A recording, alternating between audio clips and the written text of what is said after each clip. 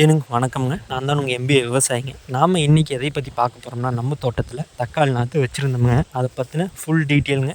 எப்படி வைக்கிறோம், என்ன ஏதுன்னு சொல்லிட்டுங்க ஃபுல்லாக அப்டேட் பண்ண போகிறோங்க. மறக்காமல் நம்மளோட சேனல் சப்ஸ்கிரைப் பண்ணி வச்சுட்டுங்க. ஃபுல் வீடியோ பாருங்கள். மறக்காமல் சப்ஸ்கிரைப் பண்ணி வச்சுக்கோங்க. வாங்க வீடியோக்குள்ளே போயிடலாமுங்க.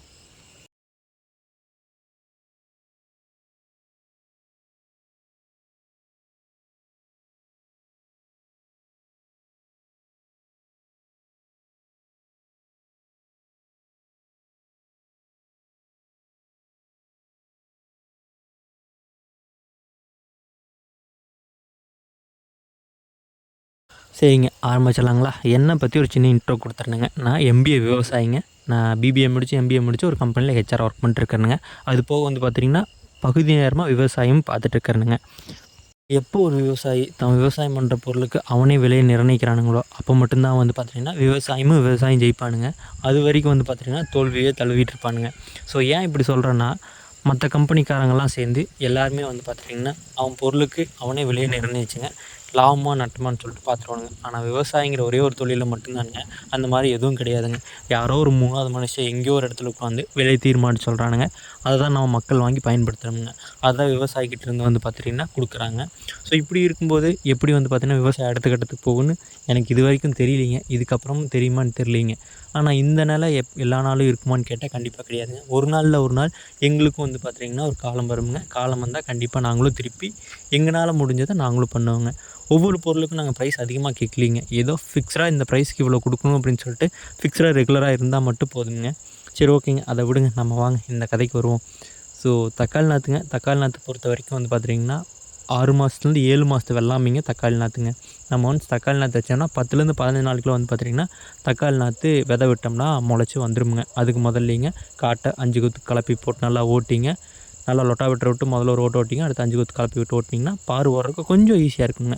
அதனால் வந்து பார்த்திங்கன்னா முதல்ல நம்ம அதை பண்ணிக்குவோங்க. அதை பண்ணிவிட்டு நாற்று வைக்கிற முறை வந்து பார்த்திங்கன்னா கீழே முதல்ல குப்பை மண்ணுங்க. 2வது வந்து பார்த்திங்கன்னா செம்மண், இல்லாட்டி உங்கள் காட்டில் இருக்க என்ன மண்ணோ அதை போட்டுட்டு பதியம் போடுற மாதிரி பதியம் போட்டுங்க. அதுக்குள்ளே விதை போடுவோங்க. அது போட்டு தண்ணி ரெகுலராக வந்து பார்த்திங்கன்னா காலையிலையும் சாயங்காலம் விட்டோம்னா 7லேருந்து 10வது நாளில் வந்து பார்த்திங்கன்னா நாற்று வந்து முளைச்சி வந்துடுமுங்க. அதுலேருந்து 15வது நாள் வந்து பார்த்திங்கன்னா நாற்று பிடுங்கி தோட்டத்தில் வைக்கிற அளவுக்கு ஆகிப்போகுங்க. ஒரு நாற்றுக்கும் ஒரு நாற்று ஒரு 1 இன்ச்சிலேருந்து 2 இன்ச்சு கேப் இருந்தால் போதுமுங்க. அப்போ தான் வந்து பார்த்திங்கன்னா கட்டுறதுக்கு கொஞ்சம் ஈஸியாக இருக்குங்க. அதே மாதிரி செடியும் கொஞ்சம் அடர்த்தியாக வருமுங்க. தக்காளி காட்டை பொறுத்த வரைக்கும் நம்மளாம் வந்து பார்த்திங்கன்னா தக்காளி நாற்றுக்கு கவுறு கட்டி தான் வந்து பார்த்திங்கன்னா நம்ம நட்டுவோமுங்க. ஏன்னா வந்து அப்போ தான் ஈஸியாகவும் இருக்குங்க. அதே மாதிரி வந்து பார்த்திங்கன்னா ஈஸியாகவும் வந்து பார்த்திங்கன்னா நம்ம வேலையும் சுலபமாகவும் முடிச்சுக்கலாமுங்க. அதுக்கப்புறம் பார் போட்டால் ஒன்றும் பிரச்சனை இல்லைங்க. ஓகேங்க, இது பண்ணியாச்சு. இது பண்ணதுக்கப்புறம் தண்ணி ரெகுலராக வந்து பார்த்திங்கன்னா விடுற மாதிரி இருக்குங்க. ஒரு டைம் ஸ்டார்டிங்கில் கால் பிடிக்க வரைக்கும் ரெகுலராக விடுற மாதிரி இருக்கும். அதுக்கப்புறம் 10 நாளைக்கு ஒருக்கா 5 நாளைக்கு ஒருக்கா விட்டால் கூட போதுங்க. அது இல்லை மழை பெஞ்சு முடிஞ்சதுக்கப்புறம் நட்டோம்னா இன்னும் கொஞ்சம் ஈஸியாக இருக்குங்க. நம்ம தக்காளி நாற்று நட்டுறதுக்கு முன்னாடிங்க எப்பவுமே வந்து பார்த்திங்கன்னா குப்பை மண் போட்டு தான் நட்டோமுங்க. அதில் தான் வந்து பார்த்திங்கன்னா நிறைய சத்து இருக்குதுன்னு சொல்லிட்டுங்க.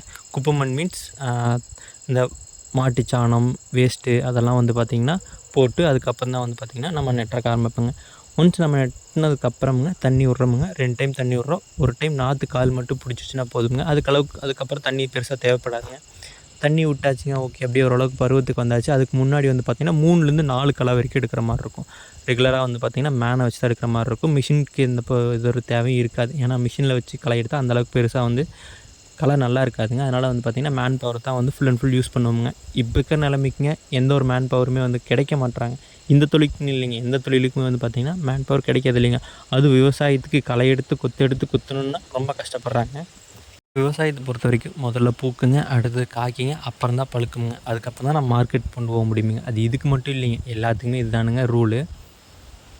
முதல்ல ஸ்டார்டிங்கில் நம்ம வச்சாச்சுங்க, களையும் எடுத்தாச்சுங்க, உரமும் போட்டாச்சு. அடுத்து என்ன தேவைப்பட்டால் அந்த இடத்துல மருந்து அடிக்கிற மாதிரி இருக்குங்க. இல்லாட்டி அதுவும் தேவைப்படாதுங்க. மருந்து எடுத்து முடிச்சதுக்கப்புறமா குச்சி ஊனுங்க. குச்சி ஊனிங்க தக்காளி காட்டு கம்பின்னு சொல்லிட்டு ஒன்று கொடுப்பாங்க. தக்காளி காட்டு வந்து பார்த்திங்கன்னா கயிறுன்னு ஒன்று இருக்குங்க. இது 2ம் நம்மளுக்கு இந்த இடத்துல தேவைப்படுங்க. அதாவது செடி முக்கால் செடி வரும்போது. ஏன்னா அந்த இடத்துல நம்ம செடிக்கு கயிறு கட்டாமல் விட்டால் தக்காளி செடி கீழே விழுந்துங்க. அந்த தக்காளியெல்லாம் வேஸ்ட்டாக போயிருங்க. அதனால் வந்து பார்த்திங்கன்னா எப்போ ஒரு டைமும் எந்த ஒரு டைமும் வந்து பார்த்திங்கன்னா தக்காளி நாற்று நட்டும்போது நம்ம இந்த மாதிரி ரூல்ஸ் அண்ட் ரெகுலேஷன்ஸ் தான் ஃபாலோ பண்ணணுமுங்க. சரி ஓகே. தக்காளி செடி கட்டியாச்சு, குச்சி நட்டியாச்சுங்க. குச்சி நட்டுனதுக்கப்புறம் கம்பியும் கட்டியாச்சு. கம்பி நட்டுனதுக்கப்புறம் வந்து பார்த்திங்கன்னா, கயித்த புடிச்சு கட்டிட்டுங்க.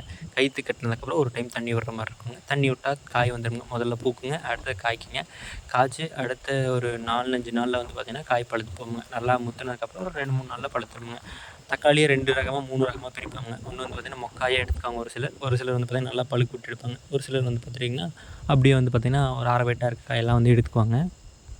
இப்போ கரண்ட் சுச்சுவேஷன் தக்காளியோட விலை வந்து பார்த்திங்கன்னா ரூ. 200 ரூ. 250. அதாவது வந்து பார்த்திங்கன்னா பெட்டியில் 12 கிலோங்க. ஒரு பெட்டிக்கும் 12 கிலோ தக்காளி பிடிக்குங்க. அப்போது ஒரு பெட்டிக்கு வந்து பார்த்திங்கன்னா ஒரு ரூ. 200 250 அப்படிங்கிற மாதிரி வருங்க. அப்போது கிலோ வந்து பார்த்திங்கன்னா வெறும் ரூ. 20 ஒரு ரூ. 22 மேக்ஸிமம் ப்ரைஸ் வந்து பார்த்திங்கன்னா ரூ. 22 அப்படிங்கிற மாதிரி இப்போ கரண்ட்டில் தக்காளி விலை போயிட்டுருக்குதுங்க. இந்த நிலை இப்படியே தொடர்ந்துச்சுன்னா தக்காளி வச்சுருக்கவங்களாம் வேஸ்ட்டுங்க. மழை இல்லாமல் தண்ணி இல்லாமல் இங்கே ரொம்ப கஷ்டப்பட்டுருக்கோம். ஆனால் தக்காளி 200 250 சொல்லி விற்றுட்டு இருந்தால் நாங்கள் எப்படி பிழைக்கிறது? நாங்கள் எப்படி அடுத்த கட்ட நடவடிக்கை எடுக்கிறதுங்க? எங்கள் விவசாயி நாங்கள் எதுவும் பெருசாக கேட்கலிங்க. ஜஸ்ட் விவசாயம் நாங்கள் பண்ணுற பொருளுக்கு ஸ்டாண்டர்டாக ஒரு ப்ரைஸ் வச்சுக்கங்க. இவ்வளோன்னு சொல்லிட்டு ரெகுலராக வச்சுட்டிங்கன்னா அதுக்கு தகுந்த மாதிரி நம்ம பிளான் பண்ணிங்க விற்றுக்கலாமுங்க. ஆனால் வந்து பார்த்திங்கன்னா ஒவ்வொரு டைமும் ஏற்றத்துலையும் இருக்குது, இறக்கத்துலையும் இருக்குது. அதாவது லாபம் கிடைக்கும்போது ரொம்ப சந்தோஷமாக இருக்குங்க. ஆனால் நட்டத்தில் போகும்போது ரொம்ப கஷ்டமாக இருக்குங்க. எந்த அளவுக்கு லாபத்துக்கு வர சந்தோஷம், ஆனால் நட்டத்துக்கு அந்தளவுக்கு வர மாட்டேங்குதுங்க. எனக்கு எங்கள் அப்பா அன்னைக்கு வந்து பார்த்திங்கன்னா சேத்துல கால் வச்சாருங்க. இன்றைக்கி நான் வந்து பார்த்திங்கன்னா சேத்துல கால் வைக்கலாம். நாளைக்கு என்னோடய பையன் வந்து பார்த்திங்கன்னா சோத்துல கை வைக்க முடியாதுங்க. கண்டிப்பாங்க. சின்ன சின்ன விவசாயி இப்போ கொஞ்சம் கொஞ்சமாக அழிஞ்சிட்டே வராங்க. பெரிய பெரிய விவசாயி தான் வந்து பார்த்திங்கன்னா பெரிய பெரிய காடு வச்சுருக்கவங்க தான் நிறைய விவசாயம் பண்ணிகிட்ருக்காங்க. ஆனால் சின்ன சின்ன விவசாயிலாம் வந்து பார்த்திங்கன்னா கொஞ்சம் கொஞ்சமாக இந்த தொழிலை விட்டு வேறு தொழிலுக்கு போயிட்டு வந்துட்டுருக்காங்க. அப்படி இருக்கும்போது ஃபுல்லாக எல்லாருமே போயிட்டாங்கன்னா விவசாயத்துக்கு ஒரு காலத்தில் ஒரு கட்டத்தில் அவங்க சொல்கிறதா விலையாக இருக்குங்க. அப்போது நம்ம அந்த இடத்துல ஒன்றுமே பண்ண முடியாதுங்க. இப்போ எங்களை மதிக்க மாட்டீங்க, ஆனால் ஒரு டைமில் மதிச்சு தான் ஆகணுங்கும்போது அப்போ நம்ம ஒன்றுமே பண்ண முடியாதுங்க.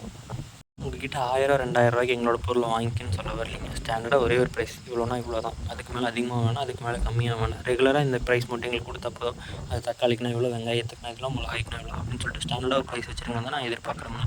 மற்றபடி விவசாயிகிட்டேருந்து எந்த ஒரு தேவையும் உங்கள்கிட்ட கேட்க விரும்பல. முடிஞ்ச வரைக்கும் என்னோடய சேனலில் இருக்கிறது எல்லாமே வந்து பார்த்திங்கன்னா விவசாயம் கண்டென்ட்டு தான் வச்சுருக்கணுங்க. நிறைய வீடியோ போட்டிருக்கணுங்க. நிறைய பேர் நம்மளோட சேனல்ஸ் பார்க்குறீங்க, பட் யாரும் சப்ஸ்கிரைப் பண்ண வைக்கிறீங்க. ப்ளஸ் அது போக வந்து பார்த்திங்கன்னா யாரும் வந்து பார்த்திங்கன்னா கமெண்ட் பண்ண மாட்டேறீங்க. நீங்கள் கமெண்ட் பண்ண தான் எனக்கு ஒரு பூஸ்டப் ஆகி அடுத்தடுத்த வீடியோ போடணுங்க. பட் யாருமே கமெண்ட் பண்ண மாட்டேறீங்க. நான் தப்பு பண்ணுறேன்னா இல்லை கரெக்ட் பண்ணுறேன்னா என்ன ஏதுன்னு சொல்லிட்டு எதுவுமே எனக்கு தெரியுறதில்ல. அதனால முடிஞ்சால் ஒரே ஒரு கமெண்ட் மட்டும் பண்ணிட்டு போங்க. நிறைய பேர் சப்ஸ்கிரைப் பண்ணியிருக்கீங்க, நிறைய பேர் என்ன ஃபாலோ பண்ணுறீங்க. அவங்களுக்கு எல்லாத்துக்கும் ரொம்ப ரொம்ப நன்றிங்க. மீண்டும் அடுத்த வீடியோவில் சந்திக்கலாமுங்க. அது வரைக்கும் உங்களிடமிருந்து விடைபெறுவது உங்கள் எம்பிஏ விவசாயிங்க. மறக்காமல் சப்ஸ்கிரைப் பண்ணிக்கங்க. நன்றிங்க, வணக்கமுங்க.